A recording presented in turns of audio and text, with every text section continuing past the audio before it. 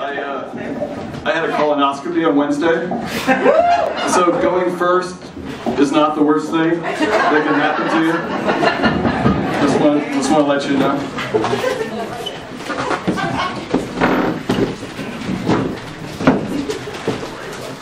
Where was I? Colonoscopy. Going first isn't worse. I have a terrible memory, so I wrote a joke that I couldn't possibly forget. That was it. I do have a terrible memory, but it's very specific. I have a great memory for faces. If I see your face and then later I see your face, I will recognize that that's the same face. I will say I've seen it. I've never forgotten a face. I have a great memory for names. If you tell me your name, if you tell me your name again later on, I will recognize it and say, yeah, I've heard that name before. The memory problem I have is in remembering what name goes with what face, right? So that's a very specific portion. And this causes me to often ask my wife, as we're approaching other people in a social gathering, what the name of those people are. No, they may be related to me, I may have actually fathered some of them, but I need a clue from my wife. She's pretty good. She often knows the names. She doesn't always know the name of the people we're approaching. So you might, and indeed you might do this just for entertainment, if you're approaching us or you're approaching somebody, and you can tell they're having that conversation about what your name is. Right? This is an opportunity you should not waste, because you can tell them anything as you walk up. Right? And sometimes I've tried to get my wife to do this and she won't do it, but I want to walk up to couples who we know don't know our name, and I'll say, Pam, wasn't I just telling you we should talk to them? And my wife, whose name is not Pam, will say, oh, Rick, no, you said you were going to call them. Fucks them up, and it's a service you can do for your friends. But there's a price today.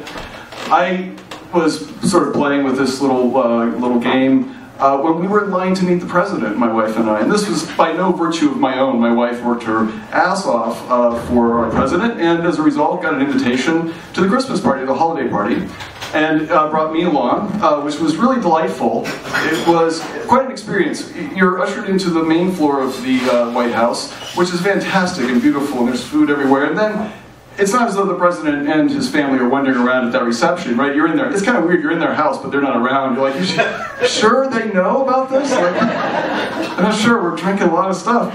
But he's downstairs. The whole Michelle and Obama were downstairs, and you're ushered at the appropriate time into an oval room. Which is kind of striking, and it led me to wonder if maybe originally, like, the White House was made up entirely of oval rooms, and then they just said, like, this is not going to fucking work. Let's keep the office and that room downstairs where we roller skate. That's pretty cool. And then let's just make them square. And we're there, and we're going up, and I thought it would be funny to whisper in my wife's ear, Michelle, and what is this?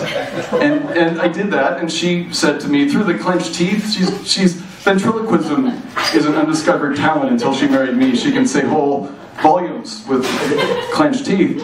She said, Obama, Barack Obama. And I said, are you sure it's not Obama Barack? What does it work?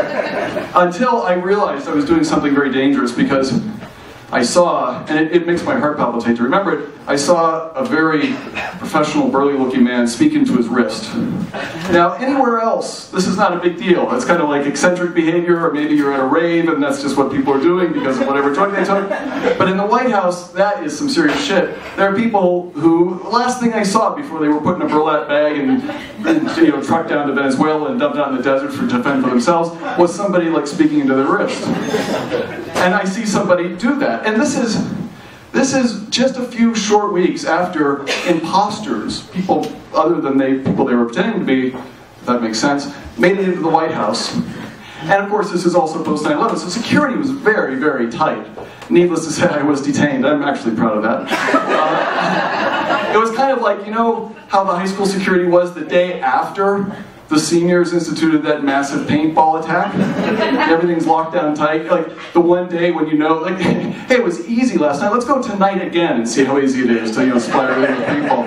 That was what it's like at the White House. So everybody's a security person, and I realized I shouldn't be making my wife laugh or making myself laugh, or neither is the case. And besides, at that moment, I was actually reaching out to shake the president's hand, and I had his hand in my hand, and I had not prepared at all for this moment. This is, by the way, a metaphor for my entire life. Right? And not only that, I got my right hand to the president's right hand, and I've said, "Thank you for," but I don't know how that sentence ends. Right? And I'm shaking "thank you for," and he's looking at me like, "Thank you for," I got 400 more people that I got to shake their hands too, so, thank me for something and move on. But I got nothing. But I can buy a little time. I got the left hand, right, the upper clasp. So I pull that out. And he's on it like lightning, man. He's just waiting. This guy's very competitive.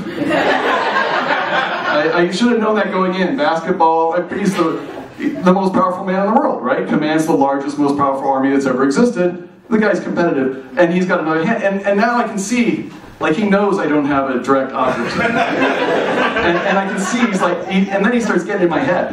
Right? And I'm like, okay, all right, I'm up for this.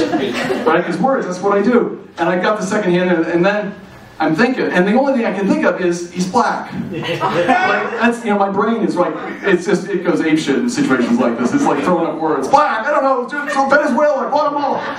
And I couldn't say thank you for being black. It's not accurate, right? He's biracial. But I couldn't even come up with that term. Half black was the only term. Thank you for being half black. Wasn't a good idea either. And I thought, what has this man ever given us? What can I possibly thank him for? At that moment, I wanted to turn to my wife, who was talking to Michelle Obama, and say, what did they give us? Is it the serving tray? And what the fuck are these people? What can I thank them for? I'm thinking, is there a card? I don't remember a card, but maybe that's a safe bet. But then I thought, no, he'd be on that. If I said thank you for the card, he'd say, Hardcastle 281 Jamestown Road, Lewisburg.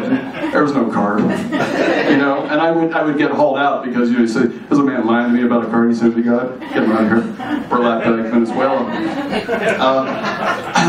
But I said, I thought I got him, and I looked at him. That was 5 lights. Let's get an iceberg or something coming. The previously unknown signal for your material sucks. No, I'm just kidding. How ironic, the one joke that bombs. That's a joke about how the other jokes don't work. I gotta write that down. It's another joke. So, let's see, comedy, brasserie, Thursday. So, I said thank you, and I knew I had him. Everything. Because he wasn't expecting that. And he's got the Peace Prize, and there's still some shit he doesn't have. So I think I got his weak spot. Thank you for everything. And I walked away. And as I walked away, I realized what I should have said to him. It became clear as day. I wanted to go back, but it's worse to go back in that line than it is even in like the TSA security line. Like I think they just shoot you right down, they carry your body off.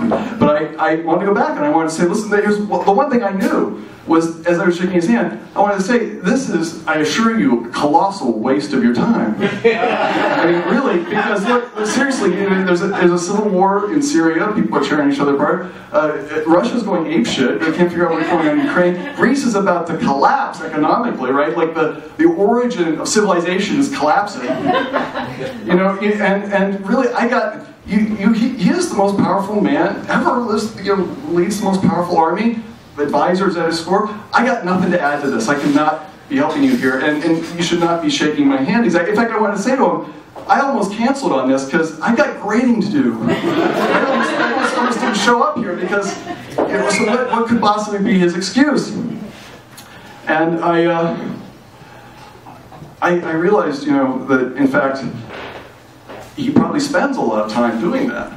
And at that point, I wanted to go back and say, look, I voted for you, but I've got some concerns, given how you're spending your time here. I know you're like 5-6 hours a day shaking people's hands who can't help you exactly. I don't know.